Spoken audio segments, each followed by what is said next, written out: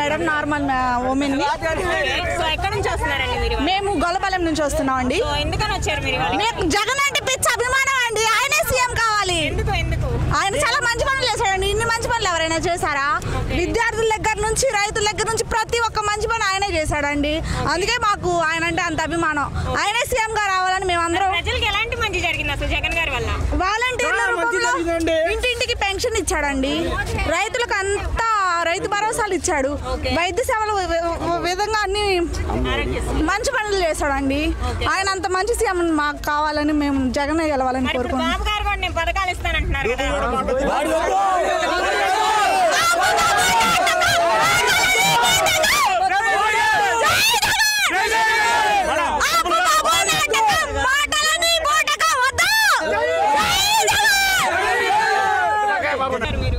నా పేరు కాకుమాన్ వెంకటనాగ విమల్ కుమార్. మాది గుంటూరు జిల్లా తెనాలి, 19th వార్డ్ పెరుగు మార్కెట్ 2.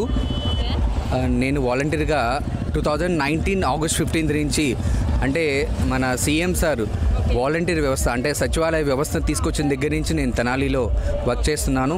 ముఖ్యంగా నేను ఇంట్రెస్ట్ ఎందుకు వచ్చానంటే ఈ సర్వీస్లోకి, నాకు ఒకప్పుడు ఏంటంటే ఎలా అంటే సోషల్ సర్వీస్ ఎలా చేయాలా అని చెప్పి అడుగుతుండేవాడిని. నేను ఏదో అప్పుడప్పుడు ఏదో ఫుడ్ డిస్ట్రిబ్యూషన్ ప్రోగ్రామ్కో లేదంటే ఇంకో ఎక్సెట్రా ఏదో ఒకటి కార్యక్రమానికి అలా వెళ్ళేవాడిని.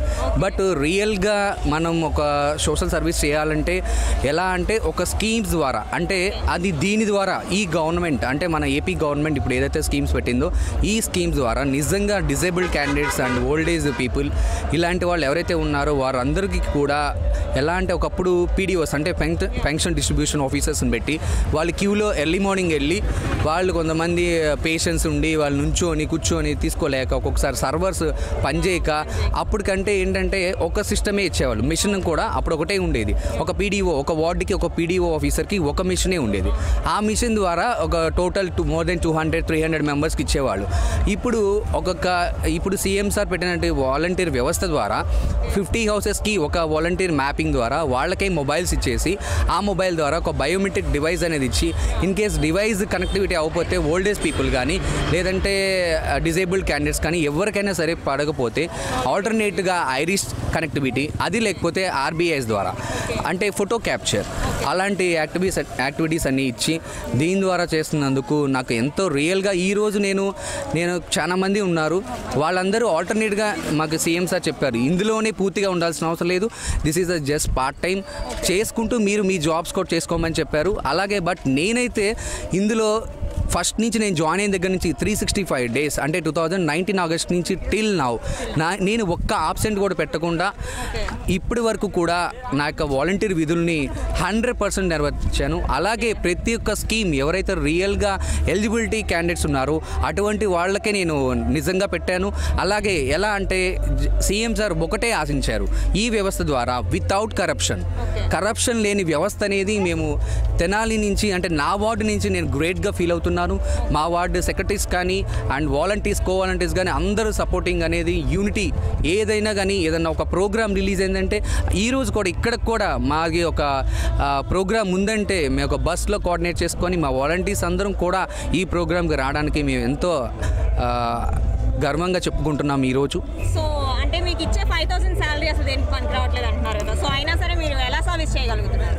5,000 శాలరీ అనేది మాకు ముఖ్యం కాదండి. ఎందుకంటే ఈరోజు చెప్పాలంటే మాకు మెయిన్ సోషల్ సర్వీస్ ముఖ్యం అని. అదనేది వాలంటీర్ శాలరీ అనేది ఒక గౌరవ వేతనమే మాత్రమే చెప్పింది. మాకు ఈ విషయం తెలిసే మేము వచ్చాం ఇందులో. ఫస్ట్ ఆఫ్ ఆల్ ఇప్పుడు నేను గౌరవ వేతనం అంటే 5,000 ఇస్తామని చెప్పారు, మమ్మల్ని పర్మనెంట్ చేస్తామని చెప్పలేదు, ఎక్కడ రెగ్యులరైజ్ అని చెప్పలేదు.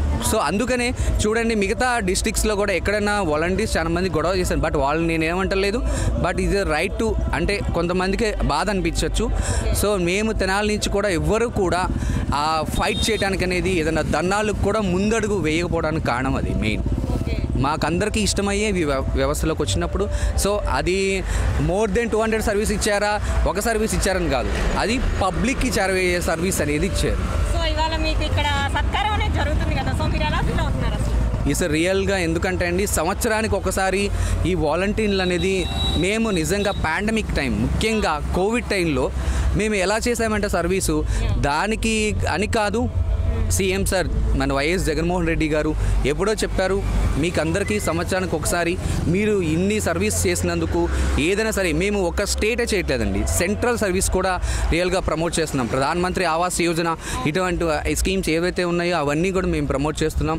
సో అలానే అన్నీ కూడా సంవత్సరానికి ఒక్కసారి మిమ్మల్ని గౌరవించి నిజంగా మేము ఇలాంటి ప్రోగ్రామ్ అనేది పెడతాం. రియల్గా నేను ఎక్కడా చూడలేదండి.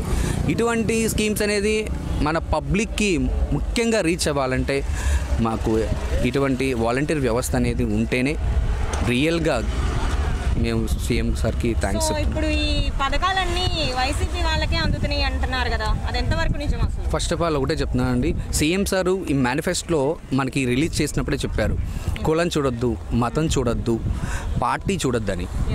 రియల్గా ఒక చెప్పాలంటే 19th వార్డు, నేను తెనాలిలో చేసిన వార్డు టీడీపీ వార్డు అండి. బట్ మేమనేది ప్రతి ఒక్కళ్ళు వాళ్ళు టీడీపీ క్యాండిడేట్సా, సిపిఐయా, జనసేన, లేదంటే ఇంకో వైసీపీ క్యాండిడేట్ అని చూడలేదు. రియల్గా he is eligible person or not. If it is eligible person మేమనేది ఆ పర్టికులర్ పర్సన్కి స్కీమ్ పెట్టాం. ఎలిజిబుల్ కాకపోతే అది ఎందుకు ఎలిజిబుల్ కాదు, ఒక ఆధార్ ఆన్సీనింగ్ చేయాలా, లేదంటే వేరే ప్రాబ్లం ఏదైనా ఉందా, అది హైర్ అఫీషియల్స్ దగ్గర తీసుకెళ్ళటం, అది ఆ స్కీమ్ వచ్చేటట్టు చేయడం. That is my response. రియల్గా హ్యాపీగా ఉన్నారా మీ వాలంటీర్ జాబ్తో? రియల్లీ అండి, రియల్గా we are very happy to feel this job. Thanks to ఈసారి జగన్ గారిని గెలిపిస్తారంటారా? షూర్, ఎందుకంటే ఇదే స్కీమ్ అందరికీ కావాలని అనుకుంటున్నారు. సో జగన్ గారు కూడా మళ్ళీ రావాలని పబ్లిక్ కోరుకుంటున్నారు. రియల్గా పబ్లిక్కి ఈ సోషల్ సర్వీస్ అనేది నచ్చితే కనుక, ఇదే సర్వీస్ బాగుంటే కనుక జగన్మోహన్ రెడ్డి గారు మళ్ళీ వస్తారని పబ్లిక్ ఆశిస్తారు.